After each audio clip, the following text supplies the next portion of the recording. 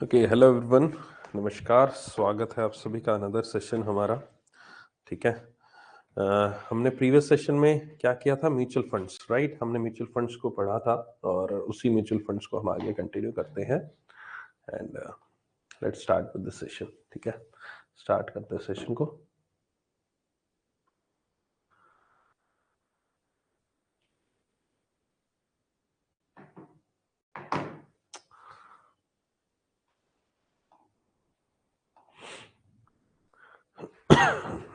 Mutual fund में कुछ और कंपोनेंट्स हैं चैप्टर में जो आपको समझने जरूरी हैं आपके एग्जाम पढ़ने से। कल मैंने कुछ क्लासिफिकेशन आपको बताई थी, उसमें फर्दर क्लासिफिकेशन एक और पेंडिंग थी, that is the classification of management of portfolio. ठीक है, इसके बेस पर यहाँ पर जो पोर्टफोलियो है, जो म्यूचुअल फंड्स, उनको दो तरीके से डिवाइड किया जा सकता है। One is the active fund and another one is the passive fund. Active fund और द पैसिव फंड। एक सेकेंड वेट करते हैं। ओके, एक्टिव फंड क्या होता है? एक्टिव फंड वो फंड होता है जिसमें यहां पर आपका जो किया जाता है, किस तरह से इन्वेस्ट करना है आपका क्लाइंट की मनी को। मान लीजिए मैं कस्टमर हूं, मैंने पैसा दिया म्यूचुअल फंड को, उसको किस तरह से करना है, कहां पर इन्वेस्ट करना है, ये पूरा पूरा फंड मैनेजर के ऊपर निर्भर रहता है। तो fund team makes the deliberate decision about how to invest the fund money based on the perception of fund team management of the fund. उनके हिसाब से वो किस तरह से उसको मैनेज करना चाहते हैं, ताकि जो मार्केट में जो रिटर्न मिल रहा है, मान लीजिए आप डायरेक्ट यहाँ पर मार्केट में इन्वेस्ट करते हो, तो वहां से जो रिटर्न मिलता है उससे ज्यादा आपको रिटर्न मिल सके, उसको बीट करने का प्रयास करते हैं। That is the active fund उसको कहा जाता है। ठीक है, इसके खर्चा थोड़ा सा ज्यादा होता है क्योंकि इसमें यहां पर आपका ज्यादा एफर्ट्स लगते हैं आपकी मनी को यहां पर इन्वेस्ट करने के पर्पज से। दूसरा पैसिव फंड। पैसिव फंड में कुछ नहीं होता है। पैसिव फंड में सिंपल जो मार्केट है, मार्केट में जैसे सेंसेक्स है, निफ्टी 100 है, इस तरह के कई सारे यहाँ पर इंडेक्सेस है, वो उन इंडेक्सेस को रेप्लिकेट कर दिया कि जो सेंसेक्स में मान लीजिए जितने भी स्टॉक है उनके अकॉर्डिंग यहाँ पर जैसे जैसे उनका सेंसेक्स में वेटेज है, वैसे ही आप उन स्टॉक में यहाँ पर इन्वेस्ट कर दिया, उसी उसी वेटेज में इन्वेस्टमेंट कर दिया आपने। फंड मैनेजर ने अपनी तरफ से कोई दिमाग नहीं लगाया, कुछ नहीं सोचा है, और उसने एज इट इज उसका रेप्लिका बना दिया जो आपका यहाँ पर इंडेक्स है। ठीक है, that is the passive fund design to mimic the return of particular index. For example Nifty 50 का पैसिव इन्वेस्टमेंट जो है buys all the stocks that comprise the index. जितने भी स्टॉक उसमें होंगे वो बाय कर लूंगा। तो उससे क्या होगा, जैसे इंडेक्स यहाँ पर ग्रो करेगा वैसे ही मेरा भी यहाँ पर आपका म्यूचुअल फंड जो पोर्टफोलियो है वो ग्रो करता रहेगा, लेकिन वो सेम परसेंटेज पे ग्रो करेगा जैसे वो ग्रो करेगा। लेकिन यहाँ पर ये एक्टिव फंड जो है ये उसको बीट कर सकता है। कोशिश की जाती है जो जो सेंसेक्स निफ्टी जितना ग्रो हो रहा है उससे ज्यादा परसेंटेज में हमारा फंड ग्रो हो। ठीक है, so this is about the active fund and the passive fund, इसको कहा जाता है। तो यहां पर ये क्लासिफिकेशन तो हो गया सारा का सारा, तीन तरीके से मैंने क्लासिफाई किया था म्यूचुअल फंड्स को। अब आते हैं म्यूचुअल फंड्स के रोल क्या है। उम्मीद करता हूं अब तक वैसे म्यूचुअल फंड का रोल अब समझाने की अलग से नीड होनी नहीं चाहिए, आपके जस्ट पढ़ने के लिए है। आप इसको पढ़ सकते हो, आपको इसका आइडिया लग गया होगा। म्यूचुअल फंड जो है वो मिनिमम से मिनिमम 500 रुपए से आप शुरुआत कर सकते हो। ये एक नया एक्स्ट्रा फैक्ट आपके सामने लिखा हुआ है कि 500 रुपए से शुरुआत कर सकते हो। अब मैं सीधा एक बार लेकर चलता हूं कि आखिरकार जो म्यूचुअल फंड्स हैं वो यहां पर किस तरह से, यहां पर इन्वेस्टमेंट कैसे किया जाता है म्यूचुअल फंड्स पे। म्यूचुअल फंड्स पे जो इन्वेस्टमेंट करने के तरीके हैं बेसिकली यहां पर, वैसे तो फ्रेंकली बोलो तो दो तरीके होते हैं। एक तो होता है, यहां पर तीन तरीके होते हैं। एक होता है एसआईपी, एक होता है एसटीपी और तीसरा होता है लमसम। लमसम, ठीक है। अब ये तीनों तरीकों को, या फिर ये जो चार तरीके, चौथा भी दे रखा है, इसके बारे में समझते हैं। म्यूचुअल फंड्स में आप पैसा लगा कैसे सकते हो। म्यूचुअल फंड में पैसा लगाने का जो तरीका है, सबसे इंपॉर्टेंट जो वे है यहाँ पर आपका, that is SIP, systematic investment plan इसको कहा जाता है। इसके तहत यहाँ पर आप अपना हर एक मंथ सिस्टमेटिक इन्वेस्टमेंट प्लान, एक सिस्टम से आप इन्वेस्ट करते हो।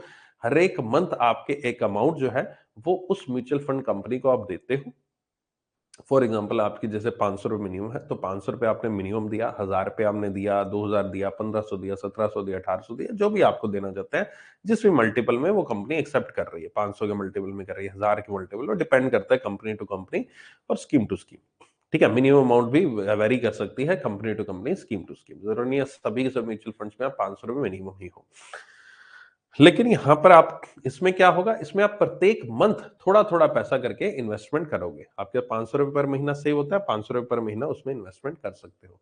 अब इसका इन्वेस्टमेंट करने का ये एक तरीका अच्छा क्यों है, इसको अच्छा तरीका क्यों माना जाता है? इसको अच्छा तरीका इसलिए माना जाता है क्योंकि फॉर एग्जाम्पल अगर मैं अभी की मार्केट की बात करूं, अभी जब मैं ये क्लासेस ले रहा हूं इस दौरान की बात करूं, तो अगर जनवरी में मान लीजिए जो मार्केट थी, जो स्टॉक मार्केट थी, काफी अच्छी बूम पर चल रही थी। फरवरी में इसने यहां पर थोड़ा सा यहां पर एक बैलेंस्ड अप्रोच के साथ चली, और अब जब मार्च आया है तो इसमें मार्च में ही मार्केट यहां पर, फरवरी में ऐसा हुआ था, फरवरी के लास्ट में डाउन होना शुरू हो गए थे, और आज की डेट में भी डाउन है मार्केट आपकी।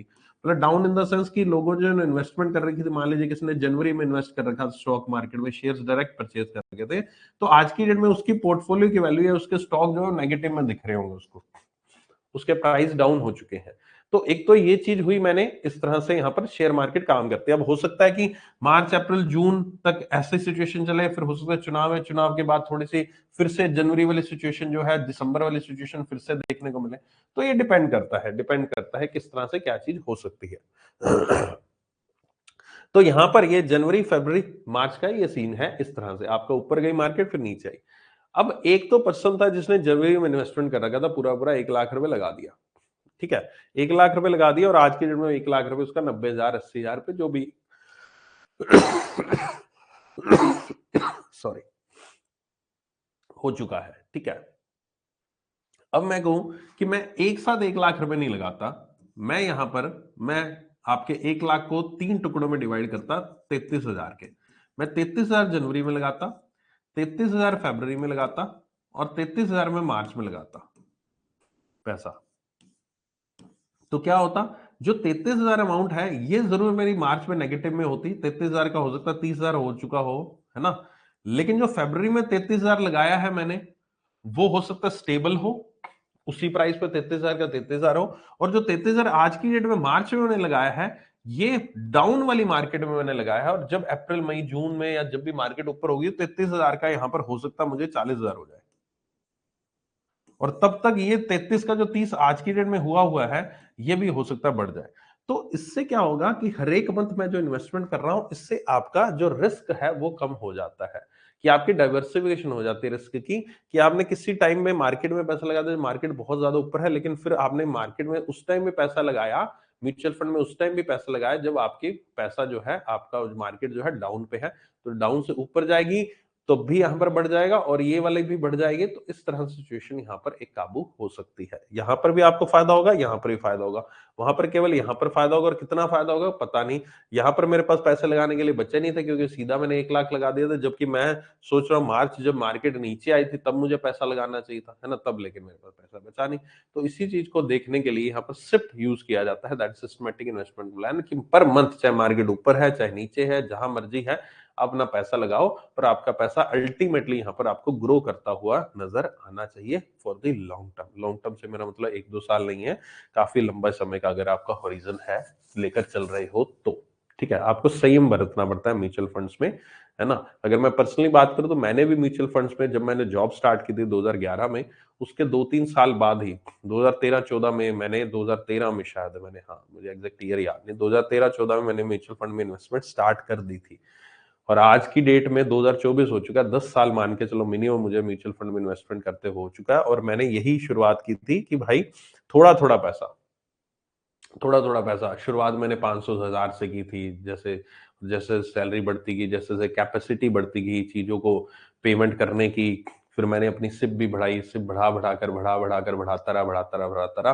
और एक और चीज है कि उसमें से मैंने पैसा विड्रॉ नहीं किया, मुझे जरूरत नहीं पड़ी उसमें से पैसा कभी विड्रॉ करने की, है ना। तो वो पैसा उसमें इन्वेस्टेड रहा। लेकिन लोग क्या करते हैं, वही चीज म्यूचुअल फंड को देखते रहते हैं। मैंने आज तक म्यूचुअल फंड्स को देखा ही नहीं था कि कितना पैसा उसके अंदर हो गया, कितना वो रिटर्न मिला, कितना हो गया, क्या हो गया। नहीं, मैं नॉर्मली उसको रूटीन में डेली बेसिस पर नहीं देखता कभी। हाँ, देख लिया दूसरे तीसरे महीने, देख लिया तो देख लिया, एक पर्सन है मेरा खुद का कोई नोन है, वो मेरे बिहाफ पर जो मेरे म्यूचुअल फंड्स वगैरह मैनेज करता है, उसकी टेंशन है, जो जिसके जो मतलब कमीशन वगैरह, कंपनी है बेसिकली, जो वो खुद कंपनी तो नहीं है, एक एजेंट है समझ लीजिए, जैसे म्यूचुअल फंड का उसने NISM का सर्टिफिकेशन वगैरह कर रखा है, तो एजेंट है वो। तो वो मेरे बिहाफ पर इन्वेस्टमेंट करता है, उसके अंदर इन्वेस्टमेंट तो क्या करता है, बस वो तो जरिया है उसके अंदर इन्वेस्ट करने का, क्योंकि आप डायरेक्टली नहीं कर सकते, डायरेक्टली आप कर सकते हो लेकिन कई चीजों की समझ नहीं होती हमें, तो बेटर है कि एक एडवाइजर की हेल्प ले ली जाए। ठीक है। सो यहाँ पर आपका, क्योंकि इतना समय होता नहीं है हमारे पास सब चीजों को देखने का, अब हर एक चीज फिर पढ़ाना भी है, सब कुछ करना है, तो खैर छोड़ो। सो वो इस तरह से वो ग्रो हो रहा है, बढ़िया ग्रो हो रहा है, अच्छा चल रहा है। ओके, क्योंकि वो मैंने सिप की उसमें पावर इस्तेमाल कर रखी है और उसको देखना छोड़ रखा है कि भाई साहब जब जरूरत होगी, मैंने होरिजन सोच रखा है 15-20 साल बाद देखेंगे उसको, जब देखेंगे 10 साल तो हो चुके हैं, 10 साल बाद और देख लेंगे उसको, जो होगा अगले 10 साल बाद फिर देखेंगे।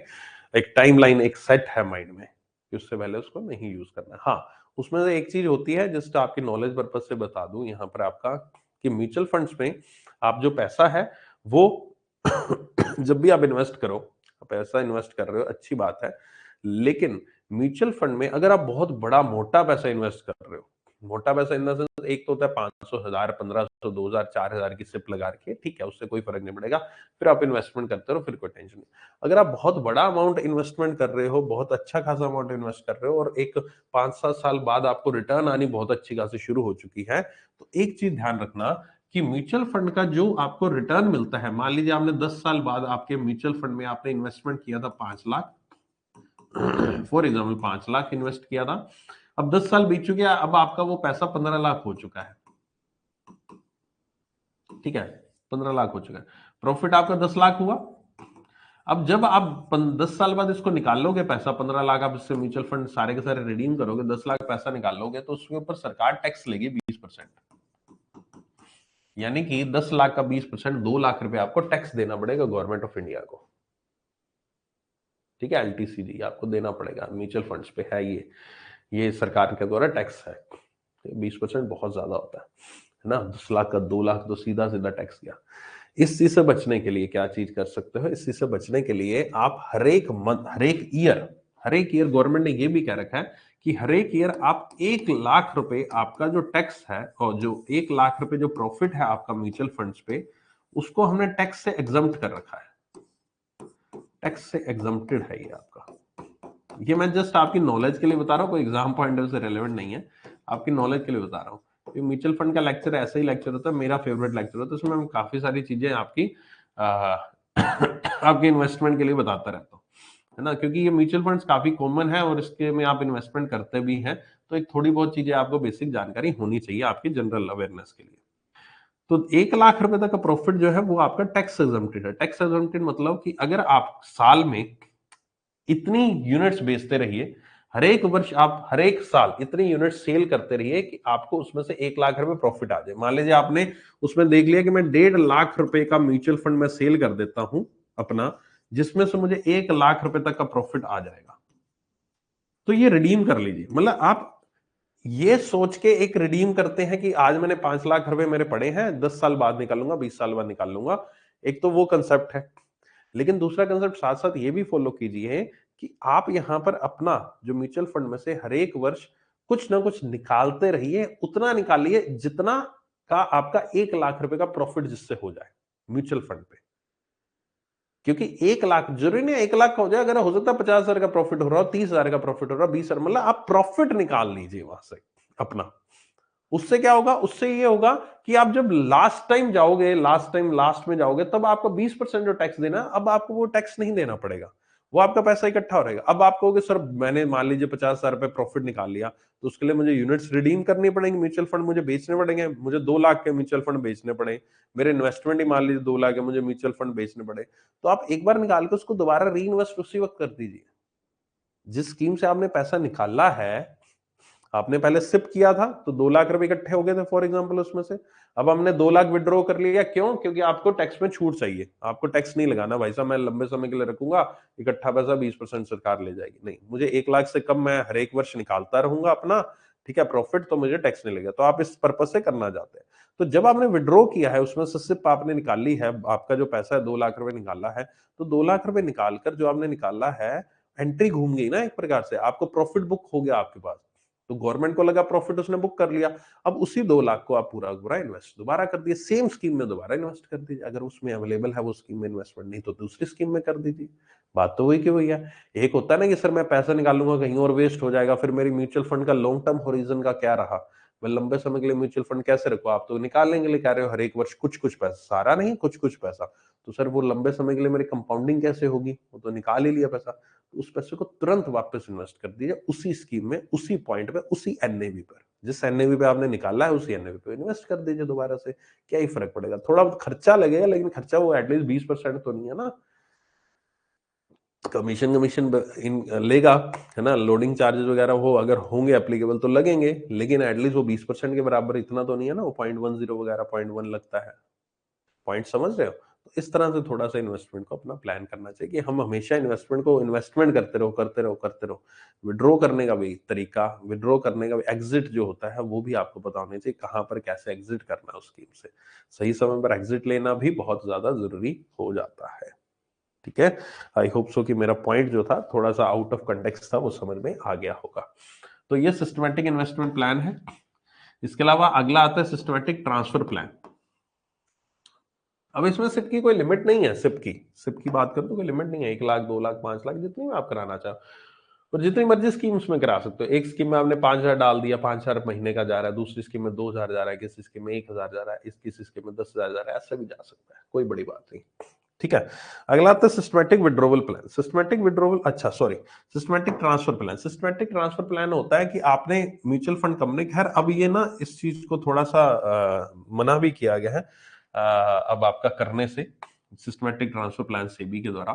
बेसिकली इसमें क्या होता है, इसमें आप एक म्यूचुअल फंड में पैसा लगा देते हो और उस म्यूचुअल फंड से यहाँ पर पैसा जो है अलग अलग जगह पे ट्रांसफर कर दिया जाता है। ये देखो, through which individual give consent to a mutual fund company to transfer money from one scheme to the another in a systematic way। आपने एक स्कीम में, एक म्यूचुअल फंड स्कीम में आपने एक साथ पैसा दे दिया 1 लाख रुपए, ठीक है, 1 लाख रुपए उसके अंदर पड़ा है, तो जो 1 लाख रुपए इसके अंदर पड़ा है ये तो रिटर्न आपको दे ही रहा है, ठीक है। अब आपने कहा कि मैंने 1 लाख इसमें डाल दिया, लेकिन इस 1 लाख रुपए से भी आप हर एक मंथ, एवरी मंथ, जनवरी में, फरवरी में, मार्च में, ऐसे करके इसमें से 10-10 हजार रुपए अलग अलग में निकाल डालते रहिए। एक होता है आपके बैंक अकाउंट से पैसा निकला, बैंक अकाउंट में 1 लाख पड़ा है तो हर एक महीने 10-10 हजार निकला, बैंक में आपका सेविंग में पड़ा है, आपको एफडी में पड़ा है, मान लीजिए एफडी में पड़ा है तो तोड़नी पड़ेगी एफडी, तो सेविंग में रखना पड़ेगा आपको, सेविंग में पड़ा है, या हर एक मंथ आपकी सैलरी आ रही है, जो भी आ रही है, फॉर एग्जाम्पल आपका 1 लाख पूरा का पूरा पड़ा है, अब आपके माइंड में है कि मैं एफडी कराऊं या फिर मैं क्या कराऊं, मैं सेविंग में रखूं, मेरे तो 10 हजार रुपए सिप लगनी है, अब एफडी कराऊंगा तो हर एक मंथ मैं तोड़ूंगा तो नहीं एफडी को, है ना, हर एक मंथ में तोड़ के एफडी में से 10 हजार रुपए तो दूंगा नहीं, तो क्या उसका सोल्यूशन है, उसका सोल्यूशन ये है कि एक ऐसा फंड चुन लीजिए, स्कीम चुन लीजिए जिसमें आप 1 लाख रुपए डाल दीजिए म्यूचुअल फंड्स में, और म्यूचुअल फंड कंपनी क्या करेगी, अपने आप उसमें से 10,000 रुपए विड्रॉ करते रहेगी, विड्रॉ करते रहेगी, उसको अनदर म्यूचुअल फंड में एज अ सिप इन्वेस्ट करती रहेगी। तो जिस फंड में आप इन्वेस्ट करोगे 1 लाख, उस पर तो आपको कुछ ना कुछ रिटर्न मिल ही रहा है ना, कुछ ना कुछ रिटर्न मिलता रहेगा, तो 90,000 80,000 ऐसा करके वो 10 महीनों में वो एंड हो जाएगा ये वाला सिस्टम, इसमें फिर पैसा डाल देना 1 लाख, फिर उसमें से टुकड़ों टुकड़ों में वो सिप करता रहेगा, ठीक है। बैंक से तो एक तो सेविंग बैंक में पैसा पड़ा रहो तो 2-3% देगा, एटलीस्ट किसी स्कीम में पैसा लगा देंगे तो 2-3% से तो ज्यादा ही आपको दे देगा 1 साल में, ठीक है। तो इस पर्पज को हम सिस्टमेटिक ट्रांसफर प्लान कहते हैं, ठीक है। नेक्स्ट आता है सिस्टमेटिक विड्रॉल प्लान। ये जस्ट अपोजिट है सिप का, कि आपने एक तो सिप हमें मंथली आपने डाल रहे हैं पैसा, ये आपका विड्रॉ करने का है कि मंथली आप, आपको एक साथ पैसा विड्रॉ नहीं करना, आपको मंथली पैसा चाहिए, आप चाहते हो कि मेरा बच्चा का पोर्टफोलियो हो चुका है, 10 साल हो चुके हैं, अब मेरे पास यहाँ पर मैं ना रिटायरमेंट के मूड में हूँ भाई साहब, मुझे कुछ नहीं कमाना, मुझे तो बैंक का ब्याज, जैसे हम कहते हैं बैंक में एफडी करा दी, ब्याज लेते रहो उसका महीने में महीने और उससे घर बार चलाता रहता है ना, बुजुर्ग लोग जिनके पेंशन वेंशन आती है ऐसे करते हैं, ठीक है, सॉरी जिनका पीएफ वी पड़ा है वो ऐसे ही करते हैं, एफडी का ब्याज उनका घर की रोजी रोटी चल जाती है, सेम वैसे ही म्यूचुअल फंड में पैसा, अब आप कह रहे हो कि एक साथ मुझे पैसा नहीं विड्रॉ कराना, मुझे पर महीने यहाँ पर मुझे खर्चा चाहिए, मुझे पर महीने 10-10 हजार रुपए चाहिए, 10-10 हजार रुपए उसमें से विड्रॉ होता है कि आपके खाते में आता रहा, that is systematic withdrawal plan. इससे आपका म्यूचुअल फंड भी चलता रहेगा, उसमें आपने इन्वेस्टमेंट रोक दी है, लेकिन म्यूचुअल फंड जो है वो ग्रो करता रहेगा, रिटर्न देता रहेगा, इन्वेस्टमेंट हुई हुई है बेसिकली, पैसा निकलता रहेगा। एक होता है लमसम, मैंने अभी आपको बताया था, एक होता है लमसम, जो पिछले पेज पर भी आपको बताया था मैंने। लमसम में ये होता है कि आप एक साथ पैसा लगा देते हो म्यूचुअल फंड में, 1 लाख रुपए एक साथ डाल दिया आपने म्यूचुअल फंड में, उसको हम लमसम कहते हैं, ठीक है। वो आपकी इच्छा होती है कि आप सिस्टमेटिक इन्वेस्टमेंट प्लान कराना चाहते हो, लमसम पैसा डालना चाहते हो, वो आपके ऊपर। जैसे मैंने अभी आपको कहा था ना कि अपना प्रॉफिट बुक करके वापस से उसको उल्टी पलटी कर दी, मतलब कि आपने पैसा निकाल लिया, प्रॉफिट बुक कर लिया अपना, और तुरंत उस पैसे को तुरंत इन्वेस्ट कर दीजिए एक साथ। तो जो पैसा आया तो उसको आप लमसम रूप में इन्वेस्ट करोगे ना, तो वो भी एक तरीका होता है। आई होप सो कि ये चीज आपको समझ में आ गई होगी, कुछ नई चीज आपको काफी लोगों को पता लगी होगी कि आखिरकार किस तरह से म्यूचुअल फंड कंपनी, यहाँ पर म्यूचुअल फंड्स आपके काम करते हैं।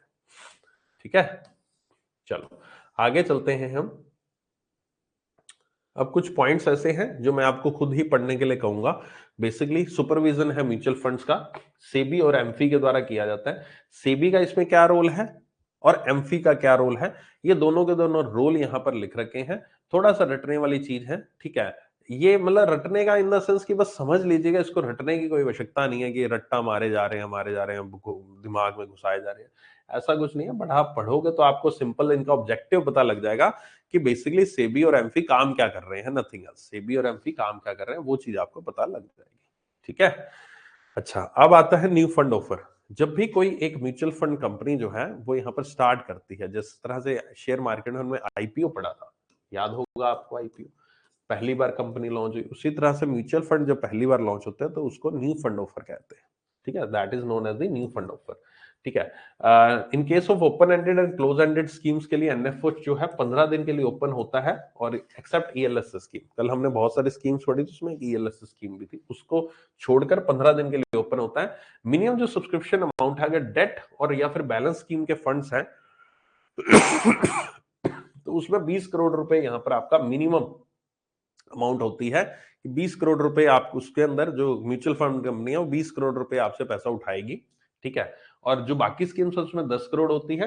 Average asset under management 20 crore on half yearly rolling basis should be maintain for ended date oriented schemes. Okay, date oriented schemes में मैंने कहा कि 20 करोड़ रुपए उसके अंदर फंड होना चाहिए, और वो 20 करोड़ को यहाँ पर हाफ ईयरली बेसिस पर उसको मैनेज करके चलना है, एवरेज बेसिस पर, ठीक है। ऐसा नहीं है कि 20 करोड़ आ गया उसके बाद उसने निकाल दिया, वैसे कंपनी के बारे में mutual fund company asset under management को नहीं करना है। स्कीम जहां पर एनएफओ है should be available for ongoing repurchase sale और trading within 5 business day of allotment. जब आपको म्यूचुअल फंड अलॉट हो जाते हैं जिसको भी, उसके बाद 5 बिजनेस डे तक वो कंपनी यहां पर अवेलेबल होनी चाहिए परचेज सेल और ट्रेडिंग के। उन्हीं चीजों को यहाँ पर आपका दोबारा से परचेज करना, सेल करना, ट्रेडिंग पर्पज से यहाँ पर 5 दिन के लिए एनएफओ उसके बाद भी अवेलेबल रहना चाहिए, ठीक है। ऑफर पीरियड जब क्लोज होता है, एनएफओ उसके बाद ही इन्वेस्टमेंट कर सकते हो, मतलब पैसा आपने ले लिया उनसे, अब आपको इन्वेस्ट तो करना ही है, कहीं ना कहीं पैसा लिया तो म्यूचुअल फंड कंपनी को इन्वेस्ट करना है ना आगे। तो जब क्लोज हो जाएगा उसके बाद ही होगा, अलॉट होगा, अकाउंट स्टेटमेंट इन्वेस्टर को भेज दी जाएगी 5 दिन के अंदर अंदर कि उनको म्यूचुअल फंड अलॉट हो चुके हैं। ये कुछ रिस्क दे रखे हैं कि कौन कौन से रिस्क इन्वॉल्व हैं आपके म्यूचुअल फंड्स के केसेस में। सबसे पहले आता है market environment, concentration risk, interest rate risk, liquidity risk, credit risk. मैं फटाफट बता देता हूं, इनको पढ़ लेना बाद में आप आराम से। मार्केट एनवायरनमेंट रिस्क होता है basically market risk. Market risk होता है जो स्टॉक मार्केट, शेयर मार्केट है उससे संबंधित है। स्टॉक मार्केट, शेयर मार्केट ऊपर जाती है, नीचे जाती है, दाएं बाएं घूमती रहती है, तो उसके ऊपर ही हमारे म्यूचुअल फंड डिपेंड है। तो मार्केट में अगर किसी भी तरह के अपसाइड डाउनसाइड आता है तो उसका इफेक्ट हमारे म्यूचुअल फंड इन्वेस्टमेंट में पड़ता है। दैट्स द मार्केट रिस्क, ठीक है। ओके, इसलिए वहां पर लिखा होता है are subject to market risk, advertisement भी आपकी आती है, ठीक है। कंसंट्रेशन रिस्क होता है कि आप पर्टिकुलरली एक टाइप के म्यूचुअल फंड में अपना पैसा सारा का सारा लगा रहे हो, ठीक है। आप डाइवर्सिफाई नहीं कर रहे अपने पोर्टफोलियो को, एक सेक्टर में, एक कंपनी में, या फिर एक ही म्यूचुअल फंड में अपना पैसा लगा दिया। तो अगर वो कोई कंपनी में, कुछ ऐसा ऑर्गेनाइजेशन में कोई ऐसी चीज आती है जिससे यहाँ पर उस सेक्टर में, फॉर एग्जांपल जैसे पिछले 2 दिन में हमने देखा है, एक आईएएफएल फाइनेंस और एक परसों भी एक न्यूज आई थी, 2 दिन में 2 एनबीएफसी जो है उनके ऊपर कुछ ना कुछ आरबीआई के द्वारा रिस्ट्रिक्शन लगाई, लाइक पेटीएम पे लगा दी गई है ना। तो उनके स्टॉक शेयर जो है वो 20-20%, 25-25%, पेटीएम का शेयर तो 50-60-70% यहाँ पर टूट चुका है, ठीक है। तो इतना, अगर आपका कहीं इन्वेस्टमेंट ऐसी कंपनी में जिसके ऊपर कुछ बैन लगा दिएगा तो आपको तो पैसा गया। यहीं अगर आपने डाइवर्सिफाई कर रखा है 2-3-5 ऐसे सेक्टर में, तो कोई एक सेक्टर डूबता तो कोई दूसरा सेक्टर उठ जाता, तो आपका नलीफाई हो जाता है आपस में इफेक्ट। इंटरेस्ट रेट रिस्क होता है, मान लीजिए आपने किसी डेट इंस्ट्रूमेंट टाइप स्कीम में इन्वेस्टमेंट कर रखा है, तो उनके इंटरेस्ट रेट भी तो ऊपर नीचे होते रहते हैं, उनके इंटरेस्ट रेट में भी तो वेरिएशन आता रहता है, तो उसके हिसाब से आपके म्यूचुअल फंड के प्राइस भी ऊपर नीचे यहाँ पर हो जाएंगे, आपको पैसा जो मिला। लिक्विडिटी रिस्क होता है कि आपके हाथ में जो पैसा है, हाथ में जो पैसा है उसकी तंगी आ गई कि आपने इन्वेस्टमेंट इतना ज्यादा कर रखा है, रुक गया, अब वो पैसा आप म्यूचुअल फंड से निकाल ही नहीं पा रहे किसी तरह से। बहुत सारे ऐसे म्यूचुअल फंड होते हैं, स्पेशली जो टैक्स सेविंग म्यूचुअल फंड्स होते हैं, जो कि आप इन्वेस्ट करते हो, जो कि गवर्नमेंट ऑफ इंडिया कहती है कि आप इन म्यूचुअल फंड्स में इन्वेस्टेड कीजिए, तो आपको यहाँ पर आपके इनकम टैक्स में छूट मिलेगी, जो 80C सेक्शन 80C के तहत आपको छूट मिलती है। तो ऐसे म्यूचुअल फंड्स भी होते हैं जिनमें आप म्यूचुअल फंड में इन्वेस्टमेंट करके 1.5 लाख रुपए तक 80C के तहत छूट ले सकते हो। ठीक है, तो वही 80C के तहत जो छूट है जिसमें आप इन्वेस्ट करोगे, तो उसमें ऐसा नहीं आप इन्वेस्ट कर दिया 1 साल बाद पैसा निकाल लिया, उनमें लॉक इन पीरियड होता है 3 से 5 साल का। ठीक है, तो अगर ऐसे कोई म्यूचुअल फंड्स में इन्वेस्ट कर रखा है कि उन्हीं में इन्वेस्ट कर रहा है जिसमें लॉक इन पीरियड है, तो पैसे नहीं निकाल पाओगे, तो लिक्विडिटी रिस्क, आपको पैसा अचानक से चाहिए, जरूरत है, तो आप निकलवा ही नहीं पाओगे, क्या करोगे फिर? क्रेडिट रिस्क, क्रेडिट रिस्क है आपका यहाँ पर कि आपने जो पैसा वहां पर लगाया, issuer of the scheme is unable to pay, मतलब कि जो कंपनी जहां पर आपने पैसा दिया है वो आपको पैसा वापस लौटा ही नहीं पा रही है, that is the credit risk. ठीक है, ये रिस्क को मीटर दे रखा है एक आपका कि किस तरह का आप रिस्क एपेटाइट है, मतलब आप किस तरह से यहां पर अपने आप को रिस्क को समझते हो कि आप किस तरह के रिस्क ले सकते हो। आपकी जैसे उम्र बहुत कम है, आपके डिपेंडेंट नहीं है, तो आप एक लो रिस्क की कैटेगरी में आ जाते हो। ठीक है, तो अच्छा, इन्होंने फंड्स के हिसाब से बोला है, उस हिसाब से नहीं बोला, इन्होंने फंड्स के हिसाब से बोला है कि फंड्स कितना रिस्की है। लो रिस्क का फंड है, मॉडरेटली लो, मॉडरेट है, मॉडरेटली हाई है, वेरी हाई है। ये रिस्क डिपेंड करता है किस सेक्टर में इन्वेस्टमेंट कर रहे हो, वो म्यूचुअल फंड कितना डाइवर्सिफाई है। म्यूचुअल फंड पर्टिकुलरली एक सेक्टर में ही है, मान लीजिए एक म्यूचुअल फंड है जो केवल स्टील सेक्टर में ही इन्वेस्टमेंट करता है, आपने वो म्यूचुअल फंड ले रखा, तो वो हो सकता है वेरी हाई रिस्क में आए, क्योंकि ये पर्टिकुलर एक सेक्टर में ही आपने कर रखा है। ठीक है, so the low risk fund are those mutual fund where investment made are those who do not want to take risk with their money.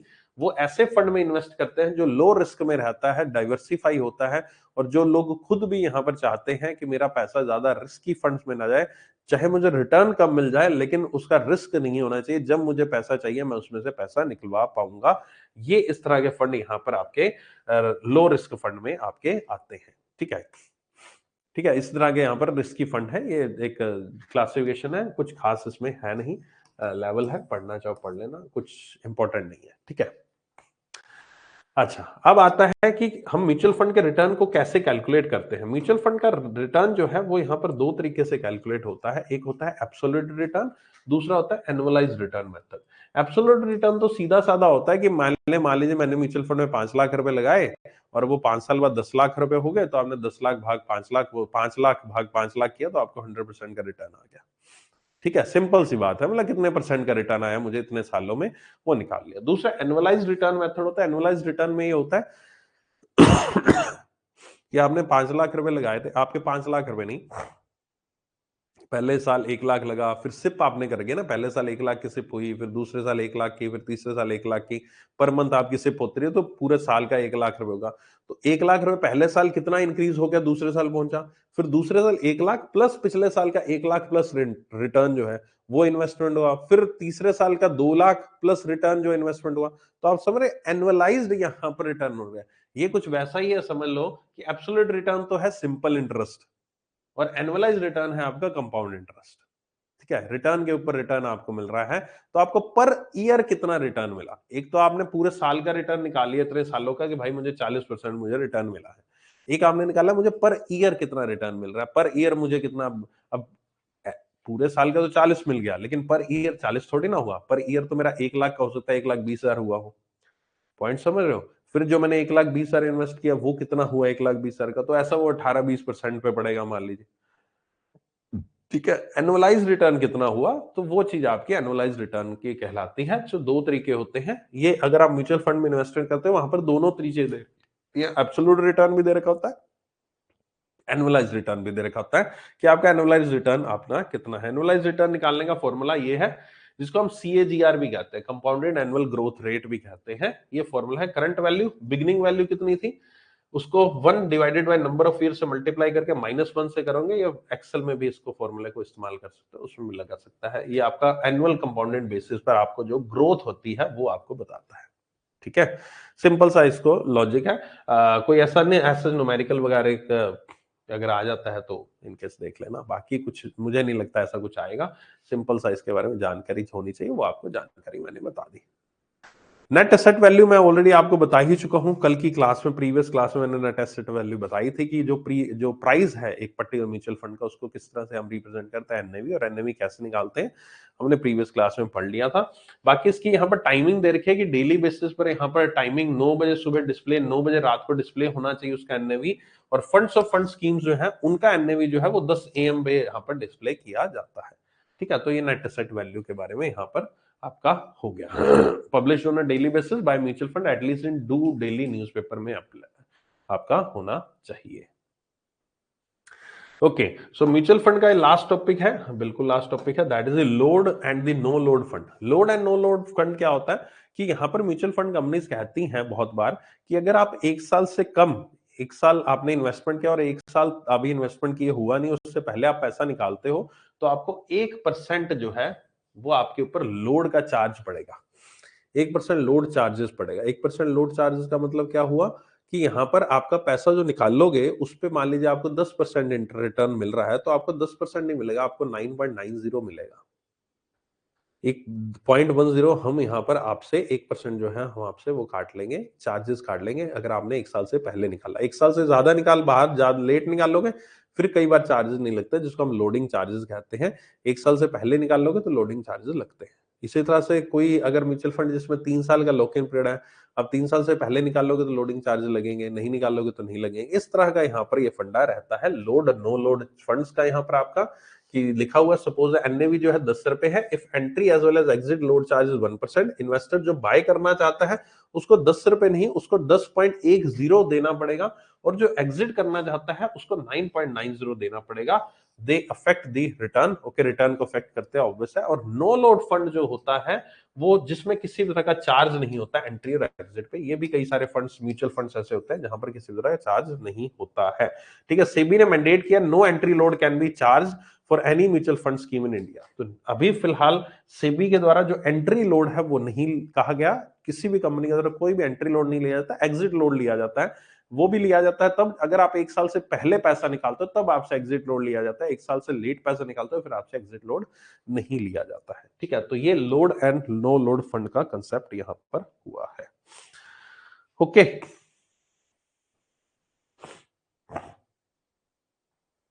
So that's it from my side. उम्मीद करता हूँ सेशन अच्छा लगा होगा, पसंद आया होगा। Mutual funds हमारे टॉपिक कंप्लीट हो चुके हैं हमारे 2 लेक्चर में।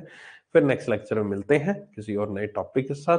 उम्मीद करता हूँ सेशन अच्छा लगा होगा, कुछ नया सीखा होगा आपने म्यूचुअल फंड से, म्यूचुअल फंड में इन्वेस्टमेंट किस तरह से करनी चाहिए वो भी आपने बहुत अच्छे से जाना होगा मुझसे। धन्यवाद, शुक्रिया। मुलाकात करते हैं फिर नेक्स्ट सेशन में हम कल। ठीक है,